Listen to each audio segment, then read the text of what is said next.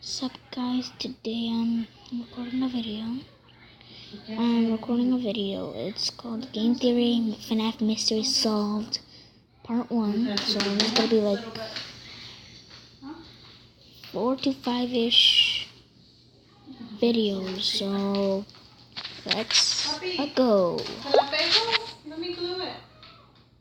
O dile a grandma to glue it. ¿Te pego el bonito? Yeah, let's go. Okay.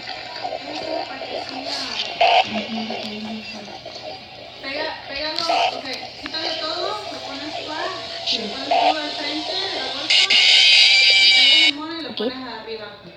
Okay, so put it in. It's time. What do you mean it's time?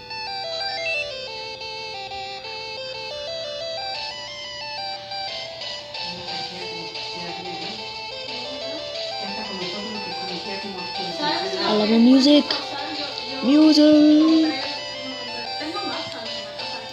And sorry for the bad audio, low quality. So yep. Things, or at least FNAF things, come to those who wait. And man, when it comes to this game series, no one was waiting for anything. I mean, the second game came out 3 months after the first. The trailer for the third was 2 months later, and like 4 minutes after that, the game was available to download. So forgive me if I was caught with my pants down on that one. I just wasn't prepared for it. But even more impressive than that abbreviated timeline was your ability to rip that final game apart. Hours after the release of the game, people were discussing good versus bad endings, 8-bit Atari cake, glitching through walls, and punching a flipping code into cement bricks arranged like a telephone dial pad. What? In regards to that last one, I have two things to say. First off, well done to you guys for figuring it out so quickly, and secondly, Scott, seriously. Seriously, Scott? Oh look, here's a wall. Let me just dial in my phone number. Beep, boop, boop, beep, boop, boop. What? When did we jump from a point-and-click horror game to magical fantasy? This thing is like platform 9 3/4. I expect Harry effing Potter to apparate into Pirate's Cove or something. Jeez, here I was thinking that you'd plug your numbers into, the one other place that you see numbers in this game, the bonus jump scare menu, or something, anything. But nope, dialing it into a wall makes so much more sense. Okay, sorry, just needed to get that one off my chest. Moving on. Now, with 15 days at Freddy's under our belts and a few overtime hours clocked in for good measure, we have ourselves a completed video game trilogy, with the third game giving us more jump scares, more phone guy, and more fan. But this game also contains the final clues we need to get some closure on this game's deviously vague story. Scotty C certainly didn't make things any easier for us, but at this point I think we finally have enough puzzle pieces scattered across the 3 games to assemble a fairly accurate picture of this franchise's lore. Since you guys had a, let's just say, above average interest in this theory, I wanted to create something that answered as many questions as possible about this franchise. But beyond just the details, the question we all want an answer to is, what exactly happened in the story throughout this series? It's a pretty fundamental question to not have an answer to, and yet, despite thousands of videos, forum entries, and Tumblr posts, whoa, hey, put that away, you behave yourself. This game is already scary enough without you sticking your hook somewhere it doesn't belong, okay? Despite all those things, we still don't have a clear picture on the details. Yes, there's a child killer on the loose, the infamous purple guy, who's been using Fazbear pizzerias as his hunting ground of choice for years, but going into the third game, we still weren't sure about who this guy was or even how many victims he'd officially taken. Then there are the animatronics. Sure, we generally understand that the killer's dead bodies have been stuffed into some of the suits, and that with the help of the puppet, the kids were able to find new life in those robotic bodies. But then, what about Shadow Bonnie and Shadow Freddy, who randomly appeared in FNAF 2 only to become prominent figures throughout Part 3? How do they fit in? What about the ghostly Golden Freddy, someone we've been talking about since the first game, and yet we still don't really know anything about him? Well, now that we finally have all the facts, I think it's time we revisit my timeline I presented in the last episode to see what I got right, what I got wrong. Yes, you heard that. Wrong.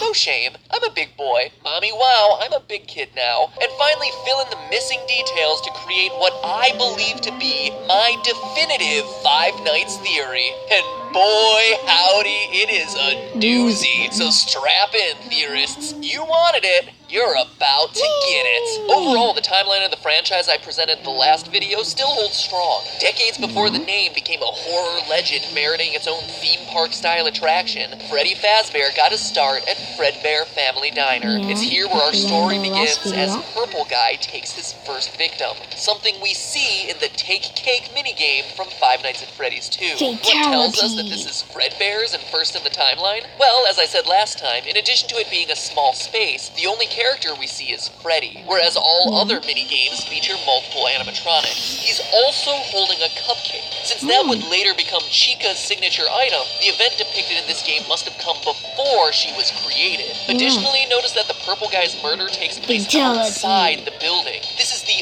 only time we see him murder someone outside the walls of a Fazbear building, which implies that this is likely his first victim. Serial killers often have what's known as a signature, a way of killing that's unique to him and him alone. For Purple Guy, his signature is dressing in an animatronic costume, then luring children to the back of the pizzeria and killing them there. But this murder occurs before he developed this particular style, implying that it's the first. From there, we know that the puppet jump scare that always follows this minigame, combined with the tear design on both the dead child and the puppet's mask, implies that the soul of the first child now exists in the puppet. The event caused the original owners to sell the Fredbear name, who then rebranded and avoided the negative PR, becoming what we know today as Fazbear Entertainment. They then opened a new chain of restaurants, which we never saw in the games until the release of Five Nights 3. This is not Fredbear Diner like many interpret, but rather the first location of Freddy Fazbear's Pizza, predating the events of Five Nights at Freddy's 2. How do we know? Well, by paying close attention to the old recordings of Phone Guy dug up in FNAF 3, he introduces us to Freddy Fazbear's Pizza, not Diner, before explaining the functionality of the special spring lock suits. Welcome to your new career as a performer/entertainer for Freddy Fazbear's Pizza. Right now we have two specially designed suits that double as both animatronic and suit.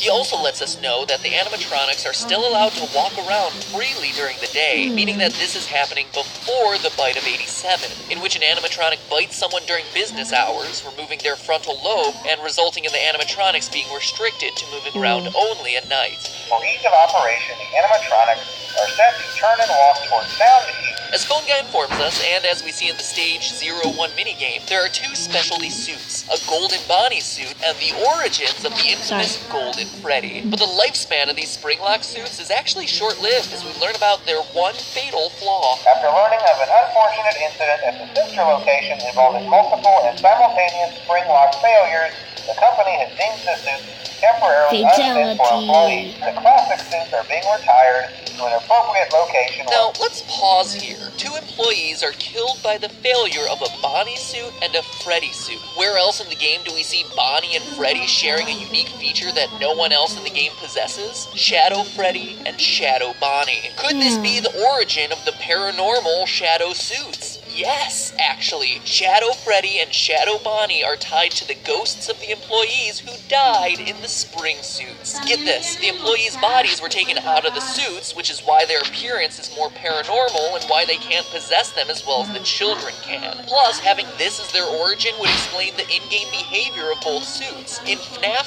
3, we see that Purple Guy hides in a secret safe room that has been built into every pizzeria, a room that's hidden to customers and invisible to the animatronics programming. During the minigames that occur between nights, we see Shadow Freddy lead the other animatronics to this secret room, only to cause them to glitch out and then get torn apart by Purple Guy. This supernatural origin story is how Shadow Freddy is able to enter the safe room when other animatronics can't. How he's able to lead you to that room in the first place when other animatronics wouldn't be able to see it based on their programming, and even why he leads you there, knowing that Purple Guy attacking you will eventually free your soul. That's also why there's no Purple Freddy suit when you do finally enter that room. It's not an alternate purple guy costume like many believe, it's an apparition. Suck on that, Harry Potter, I knew someone would apparate eventually. It also explains why Shadow Bonnie's minigame in FNAF 3 always starts on stage 01, the spring suits, and why it's the one animatronic we control that has the ghostly ability to glitch, fly, and teleport. As we concluded last episode, this is also the point in the timeline of the first missing children's incident, the one we learn about via newspaper clippings in Five Nights 1. So, based on the newspaper clipping evidence we have, we know that the Mauve murderer...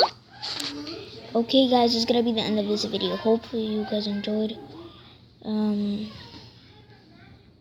this is Santa Quanta 3 signing out.